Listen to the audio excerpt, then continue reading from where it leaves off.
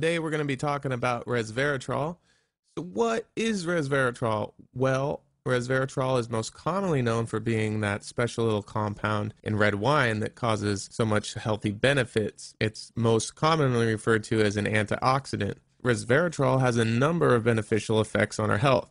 It's an antioxidant. It protects the heart and cardiovascular system. It's actually showing promise as an anti-aging compound. It has anti-diabetic effects. It prevents some types of cancer. It protects the skin. It's an anti-inflammatory. It's a neuroprotective, or in other words, it protects the brain. Trans resveratrol actually increases testosterone levels and has become a new bodybuilding supplement. It also has antiviral effects. It reduces opioid tolerance.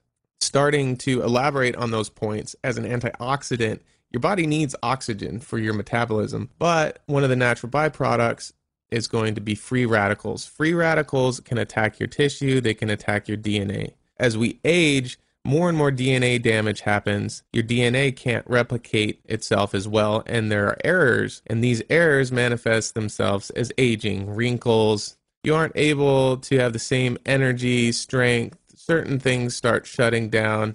We call it aging. Heart protection and cardiovascular protection.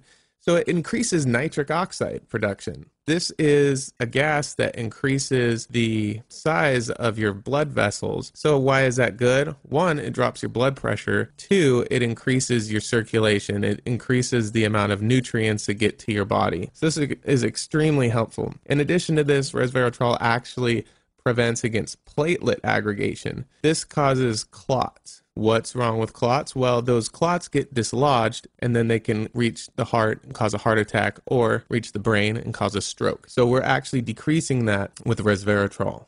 Anti-aging, besides its antioxidant properties that we discussed already, it also activates a group of proteins that have been recently discovered called sirtuins. Sirtuins have been heavily researched by David Sinclair and his pharmaceutical company that are trying to create a product that can actually reverse aging and prevent it. And what these do is they stop genes that turn on as we grow older. These genes flip on and naturally start the aging process. Sirtuins block those genes from ever becoming activated. So it's almost like a chain reaction. The sirtuins prevent activation of the aging genes. Resveratrol activates these sirtuin proteins so they can help the anti-aging. So resveratrol to sirtuins equals anti-aging.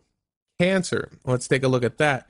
In lab studies involving mice, melanomas were actually prevented by topically placing resveratrol onto their skin. Now, if they took the resveratrol orally by mouth, then it did not prevent the cancer. So it was important that it was topically applied.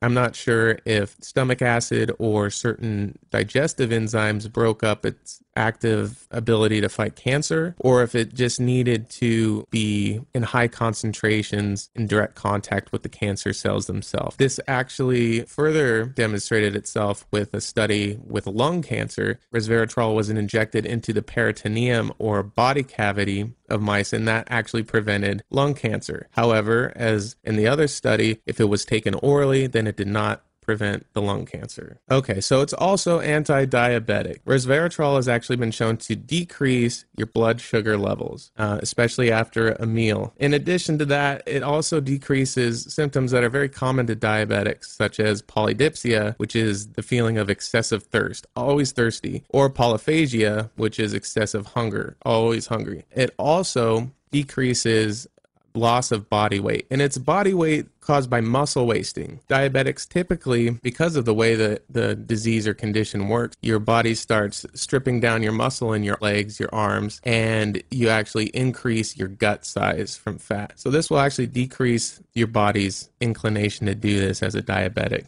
So skin, it protects the skin. It protects it against harmful UV radiation. It's actually being started to be used in body products, not only as a skin protectant. I imagine they'll start to be using it as sunscreen, but it's used in a lot of beauty products to enhance the skin's natural radiance, that type of thing. It actually, when combined with metformin, protects against collagen degradation. Collagen is what gives your skin its elasticity.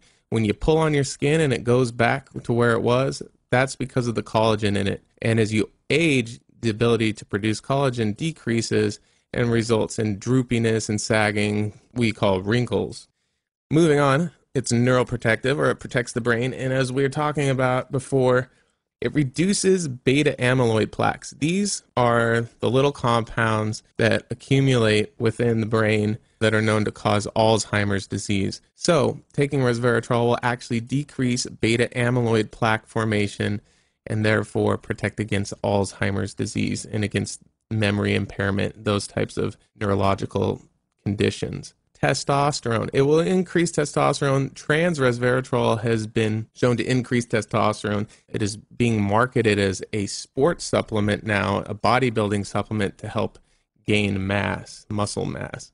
Okay, as far as antiviral properties, without any irritation or toxicity to the skin, resveratrol, when applied to herpes simplex virus, such as genital herpes or oral herpes, in other words, it's a cold sore, either one, it actually inhibits the virus replication. It has also been shown to enhance the ability of HIV drugs to decrease the virus. It has also been shown to stop the growth of varicella zoster, influenza, and human cytomegalovirus. Another one we're going to talk about is opioid tolerance reduction. So this is kind of an interesting application. When resveratrol is injected into the spinal column, it actually reduces the subject opioid tolerance.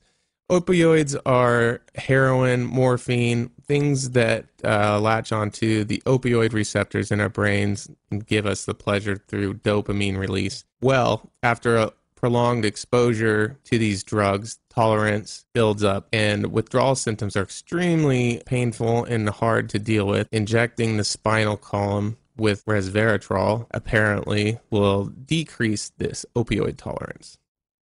Well, there you have it, resveratrol, a very interesting compound with a lot of health benefits, potential health benefits.